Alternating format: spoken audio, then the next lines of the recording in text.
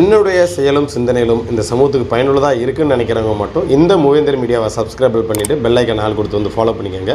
மூவேந்தர் மீடியாவுக்கு உதவணும்னு நினைக்கிற உறவுகள் கீழே கொடுக்கப்பட்டுள்ள வாட்ஸ்அப் நம்பருக்கு தொடர்பு கொள்ளுங்கள். நன்றி. வரலாற்று சிறப்புமிக்க தேவேந்திரகுல வேளாளர் சமூக மக்களினுடைய நீண்ட நாள் கோரிக்கையான பழம்பெரும் தமிழ் சமூகமான மல்லர் என்னும் தேவேந்திரகுல வேளாளர் சமுதாய மக்களை பட்டியல் என்னும் சிறையில் அடைத்து வைத்து இவன் அரிஜனன் ஆதி திராவிடன் என்று சொல்லி பழம்பெரும் தமிழ் சமூகத்திற்கு சொந்தமில்லாத பெயர்களை இந்த சமூகத்தின் மீது திணித்து இத்தனை ஆண்டு காலம் இந்த மண்ணிலே இவன் அடிமை என்று சொல்லி ஆட்சி செய்து கொண்டிருக்கின்ற இந்த மண்ணிற்கு சொந்தமில்லாதவர்களை அடையாளம் காண வேண்டும் என்ற நோக்கத்தின் அடிப்படையிலும் தேவேந்திரகுல வேளாளர்களை பட்டியல் பிரிவில் இருந்து நீக்கி மக்கள் தொகையின் அடிப்படையில் தேவேந்திரகுல வேளாளர் சமுதாய மக்கள் எந்த அளவிற்கு இங்கே தமிழகத்திலே மக்கள் தொகை வைத்திருக்கிறார்களோ அந்த அளவிற்கு இடஒதுக்கீடு வழங்க வேண்டும் என்பதை வலியுறுத்தியும் மற்றும் இங்கே தென் தமிழகத்திலே தொடர்ச்சியாக தமிழ் சமூகத்துக்குள் பகைமையை உருவாக்கி தமிழர்களுடைய ஒற்றுமையை சீர்குலைக்கும் விதமாக தென் தமிழகத்திலே குறிப்பாக சொல்ல வேண்டும் என்று சொன்னோமானால் தேவேந்திரகுல வேளாளர் சமுதாய மக்கள் மீது தொடர்ந்து நடத்துகின்ற தாக்குதல்களையும் படுகொலைகளையும் கண்டித்து திண்டுக்கல் மாவட்டம் வத்தலக்குண்டிலே இங்கே நடந்து கொண்டிருக்கின்ற கோரிக்கை முழக்க பொதுக்கூட்டத்திற்கு மிக சிறப்பாக வரவேற்புரை வழங்கிய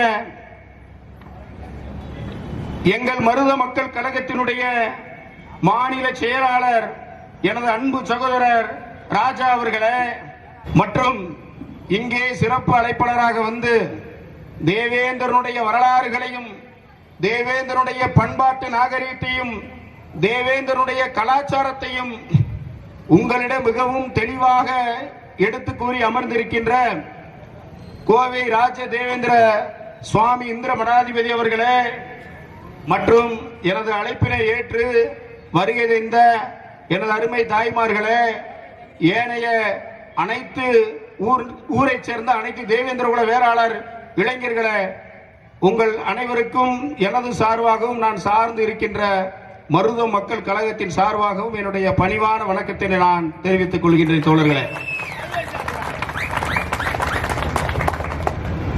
இன்றைக்கு எத்தனையோ சமூகம் எங்களுக்கு சலுகை கொடுங்கள், எங்களை எஸ்சி பட்டியலை சேருங்கள், எங்களுக்கு கூடுதலாக இன்னமும் சலுகை கொடுங்கள் என்று கேட்டுக்கொண்டிருக்கின்ற இந்த வேளையிலே, போராடி கொண்டிருக்கின்ற இந்த வேளையிலே, இந்திய அளவில் இல்ல உலக அளவிலேயே எங்களுக்கு சலுகை வேண்டாம், தன்மானம் வேண்டும், எங்களை பட்டியலை விட்டு வெளியேற்றுங்கள் என்று சொல்லுகின்ற ஒரே சமூகம் என்றால் அது தேவேந்திரகுல வேளாளர் சமுதாயம் தான். இதுதான் வரலாறு. எல்லாரும் இங்க இருக்கின்ற அனைத்து சமுதாய மக்களும் பார்க்கிறாங்க, என்னடா இவங்க சலுகை வேணாம் என்று கேட்கிறான், எல்லாத்திற்கும் சலுகை கொடு என்று சொல்லி கேட்கிறானே, இவன் மட்டும் சலுகை வேணாம் என்று சொல்லி கேட்கிறான் என்று சொல்லி அனைவருக்கும் யோசிப்பார்கள். அதைத்தான் இந்த தேவேந்திரகுல வேளாளர் சமுதாய மக்களிடம் தவறான பரப்புரையை செய்து கொண்டிருக்கிறார்கள். நீங்க பட்டியல எஸ்சி பட்டியலிருந்து வெளியேறினா உங்களுக்கு சலுகை கிடையாது, உங்க பிள்ளைகளுக்கு படிப்பு போயிடும், உங்களுக்கு வேலை வாய்ப்பு போயிடும் என்று சொல்லி இந்த சமூக மக்களே, இங்க இருக்கின்ற திராவிட கூட்டம், இங்க இருக்கின்ற திராவிட அரசியல்வாதிகள் திட்டமிட்டு இந்த சமூகத்தை அடிமைப்படுத்த வேண்டும் என்ற நோக்கத்தின் அடிப்படையிலே தான் உனக்கு சலுகை போயிடும், உனக்கு இடஒதுக்கீடு போயிடும் என்று சொல்லி இந்த சமூகத்தை இன்னமும் பட்டியலை வைத்து இந்த தமிழ் மண்ணிற்கு சொந்தம் இல்லாதவர்கள், குறிப்பாக சொல்லுங்கள், நான் நேரடியாகவே சொல்கின்றேன், இந்த தமிழ்நாட்டை ஆண்டு கொண்டிருக்கின்ற கருணாநிதியினுடைய கூட்டத்தினுடைய ஜாதி மொத்தத்துக்கே இங்க உட்கார்ந்து இருக்க கூட்டத்தளவு தான் இருக்கும். நல்லா தெரிஞ்சுக்காங்க. இவ்வளவுதான் அந்த சாதி மக்களுடைய எண்ணிக்கை. ஒரு மகாலி வைத்து அடைத்து விடலாம் அந்த சாதி மக்களுடைய எண்ணிக்கை. ஆனால் உலகம் என்று தோன்றியதோ அன்றே தோன்றிய முதுமை வாய்ந்த தமிழ் சமூகமான மல்லர் என்னும் தேவேந்திரகுல வேளாளர் சமுதாய மக்கள் 1 கோடிக்கு மேலாக தமிழகத்திலே நாம் வாழ்ந்து கொண்டிருக்கின்றோம். திமுகவிலே ஒருவர் கூட மாவட்ட செயலாளர் கிடையாது. ஒருவர் கூட மாவட்ட செயலாளர் கிடையாது. ஆக இந்த திராவிட கட்சிகள் என்ன செய்கிறார்கள்? தேவேந்திர குல வேளாளர் என்னும் பழம்பெரும் தமிழ் மக்களை பட்டியலிலிருந்து வெளியேற்றி விட்டோம் என்று சொன்னால், இப்ப இவன் பட்டியலுக்குள்ள இருப்பதனால், இந்த எஸ்சி பட்டியலில் இருப்பதனால் ஒரு 45 தொகுதி ரிசர்வேஷன் எஸ்சி தொகுதி இருப்பான். அதுல இந்த வடக்கு இருக்கின்ற அது பறையர் சமுதாயமாக இருக்கட்டும், அருந்தைய சமுதாயம் இருக்கட்டும், வடக்கு பல சமுதாயங்கள் இருக்கிறார்கள். அதே இது தென் மாவட்டத்தில் இருக்கின்ற தேவேந்திர குல வேளாளர் சமுதாய மக்கள், பிற சமுதாய மக்கள் அந்த பட்டியலில் இருக்கிறார்கள். ஆனால் அந்த இருக்கின்ற அந்த தனி தொகுதியை மட்டும்தான் இவனுக்கு கொடுப்பார்கள். ஏன்னா இவனை தவிர வேற யாரும் நிக்க முடியாதுங்க. அதற்காக அந்த தனி தொகுதியை கொடுத்து விட்டு ஒரு 10 எம்எல்ஏ 12 எம்எல்ஏ நான் கொடுத்தேன் என்று சொல்லுவேன். ஏன்னா வேற ஆள் நிக்க முடியாதுல்ல, இங்க இருக்கின்ற பட்டியல் சாதிக்காரன் தான் நிக்க முடியும். ஆக இதெல்லாம் மிகப்பெரிய ஒரு அரசியல் சூழ்ச்சி. இன்றைக்கு எடுத்துக்காங்க, தேவேந்திர குல வேளாளர் சமுதாய மக்கள் ஒற்றுமையாக ஒரு அணியாக நின்று நாம் வாக்களித்தோம் என்று சொன்னோமானால், தமிழகத்திலே 60 தொகுதிக்கு மேலாக சட்டமன்ற உறுப்பினர் ஆகின்ற பழம்பெரும் மக்கள் தொகை கொண்ட சமூகம் தேவேந்திர குல வேளாளர் சமுதாயம். எங்கே இருக்கிறது அதிகாரம்? நமக்காக யார் சட்டசபையில பேசுவா? இன்றைக்கு திமுக சார்ந்த எம்எல்ஏ எவனாவது ஒருத்தன் தேவேந்திர குல சமுதாயத்தில் ஜெயிச்ச அந்த ஒருத்தன் போய் சட்டசபையில தேவேந்திர குல வேளாளர்களை பட்டியலை விட்டு வெளியேற்றுன்னு சொல்ல முடியுமா? அந்த கட்சி சொல்ல விட்டுருமா? இது எந்த கட்சியாக இருந்தாலும், அது திமுகவாக இருந்தாலும் அதிமுகவாக இருந்தாலும் எந்த கட்சியாக இருந்தாலும், அந்த தலைமையின் கீழ் இருப்பதனால் இந்த சமூக மக்களுடைய கோரிக்கை அங்கே மழுங்கடிக்கப்பட்டுக் கொண்டிருக்கிறது என்பது அரசியல் புரிதல் நமக்கு வேண்டாம். அதைத்தான் நான் தலைப்பு வைத்தேன், பட்டியல் வெளியேற்றம் மற்றும் அரசியல் விழிப்புணர்வுக்கு எழுச்சி பொதுக்கூட்டம் என்று சொல்லி. ஆக எத்தனை ஆண்டு காலம் இந்த மண்ணிலே நாம் அடிமையாக இருப்பது மிக பெரும் ஒரு வெட்கக்கேடு. தமிழ்நாட்டிலே பிழைக்க வந்த கூட்டம், இந்த மண்ணிற்கு சொந்தமில்லாத கூட்டம், சேர சோழ பாண்டியனாக முதுபெரும் தமிழனாக வாழ்ந்த தேவேந்திர குல வேளாளர் சமுதாய மக்களை அடிமைப்படுத்தி வைத்திருக்கிறார்கள். அதற்கு ஆனா 100 ரூபாய் 200 ரூபாய் வாங்கிட்டு நம்ம போய் ஓட்ட போடுறோம். இதுதான் விஷயம். நம்ம மக்கள் என்னைக்காவது கேட்டிருக்கோமா? என் ஊருக்கு தண்ணி வசதி கொடுங்க, எங்க ஊருக்கு சாக்கடை வசதி கொடுங்க, கழிப்பிட வசதி கொடுங்கன்னா நம்ம கேட்கறது இல்ல.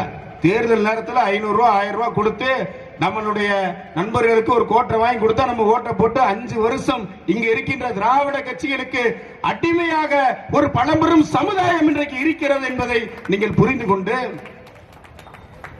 என் இனமான தேவேந்திர குல வேளாளர் இளைஞர்களே, இன்றைக்கு இளைஞர்களால் தான் மாற்றத்தை உருவாக்க முடியும்.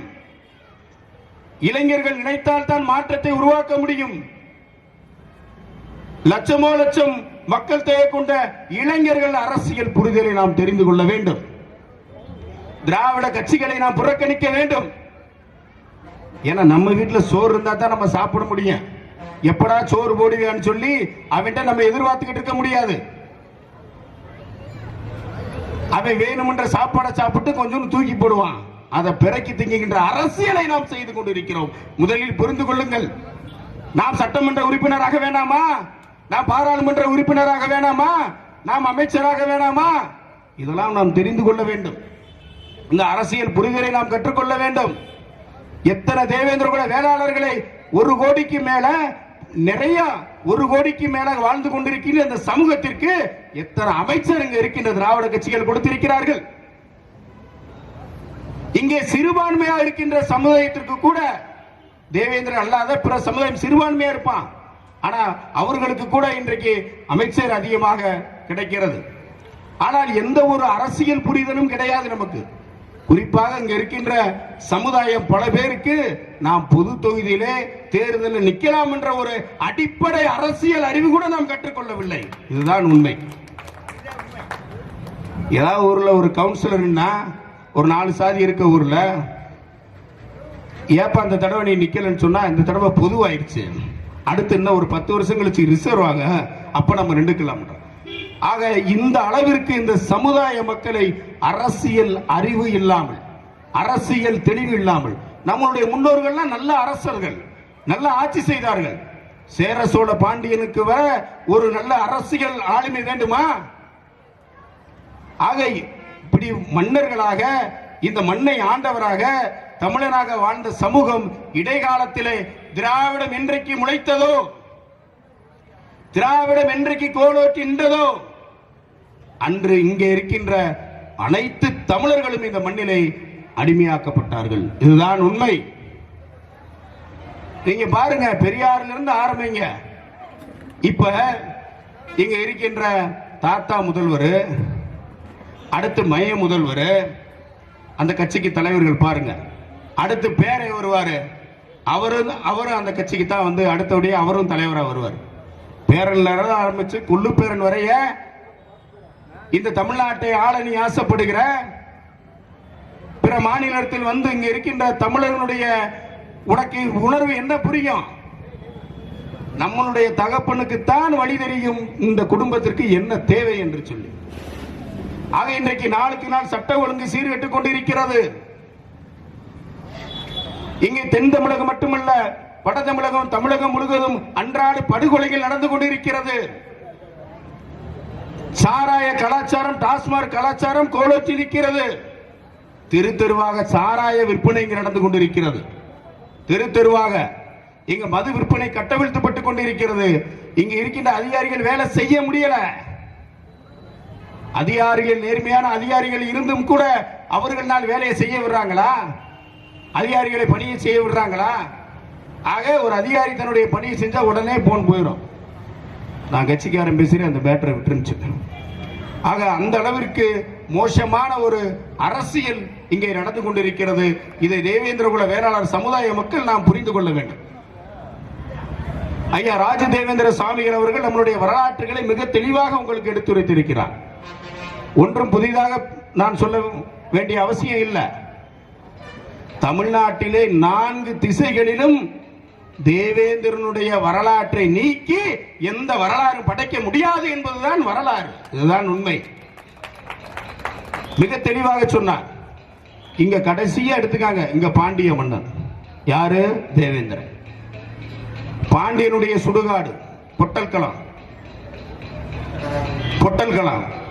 கோவலனுடைய சுடுகாடு, கோவலனை பறிச்ச பொட்டல்கள சுடுகாடு இன்றைக்கு தேவேந்திரனுடைய சுடுகாடு. இதை விட பாண்டியன் வம்சம் என்பதற்கு சான்று என்ன வேண்டும்? இல்லை, இது மட்டுமல்ல. அதே மாதிரியே கோயம்புத்தூர்ல நாட்டு நெடுந்திருவிழா, சிவன் பள்ளனாகவும் பார்வதி பள்ளத்தியாகவும் இன்று வரை ஏறெடுத்து உழுது நாட்டு நடக்கின்ற ஒரு வரலாற்று சிறப்பு மிக்க ஒரு திருவிழா தேவேந்திரனுக்கு தான் நடக்குது. இந்த பக்கம் எடுத்துக்காங்க, இங்கிட்டு தஞ்சை பிரதேஸ்வரர் ஆலயம் யாரு கட்டுறது? தேவேந்திரனுடைய வரலாறு இருக்கு. இப்படி தமிழ்நாட்டிலே எந்த திசையை எடுத்தாலும் தேவேந்திரனுடைய வரலாற்றை ஒதுக்கி, தேவேந்திரனுடைய பண்பாடை ஒதுக்கி எந்த கலாச்சாரமும் இல்லை என்பதை நீங்கள் புரிந்து கொள்ள வேண்டும். அப்படி இருக்க நாம் ஏன் ஆட்சி அதிகாரத்துக்கு வர முடியல? அதிகாரத்தையே நாம் கையில் எடுக்க முடியல? இதற்கெல்லாம் அரசியல் புரிதல் நம்மளிடம் இல்லை, அரசியல் தெளிவு நம்மளிடம் இல்லை.